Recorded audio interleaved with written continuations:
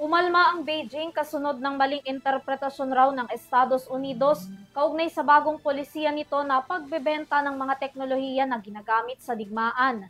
Sa paratang kasi ng US Department, tila kinokontrol raw ng China ang pagbebenta ng mga materyales, gayong 70% sa mga ito ay nagmumula sa kanila. Balitang abroad ni Son Santiago. Bumuwelta ang China sa US dahil sa kanilang maling interpretasyon sa bagong polisiya ng Beijing hinggil sa pag-export ng rare earth materials.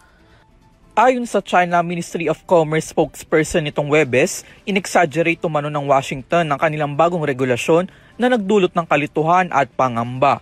Base kasi sa bagong polisiya ng Beijing, kinakailangan na ngayon ng government licenses bago makapag-export ng mga rare earth materials. Ang mga materyales na ito na tinutukoy ay ginagamit sa paggawa ng advanced technologies pati na rin sa mga kagamitang militar o pandigma.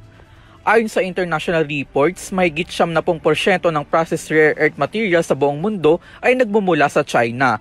Gayon, isa itong malaking impluwensya sa global supply chain. Ang bagong patakaran na ito, pinuna ng US. Ayon kasi sa trade representative ng US, sinisikap ng Beijing na kontrolin umano ang pag-export ng nasabing material. Samantala, inakusa naman ni US President Donald Trump na ginagawang bihag umano ng China ang buong mundo sa pamamagitan ng pagpigil sa akses sa mga materyales na ito. Kaya naman magpapataw ang Washington ng 100% taripa sa mga produktong galing China na maaaring ipatupad sa susunod na buwan o mas maaga pa. Depensa naman ng Beijing, ang kanilang bagong polisiya ay alinsunod sa pandaigdigang pamantayan. Nilinaw din nila na papayagan naman ang pag-export kung ito ay civilian used. Nakatagda naman mag-usap sina Trump at Chinese President Xi Jinping sa South Korea sa mga susunod na linggo upang pag-usapan ang umiigting na tensyon sa kalakalan.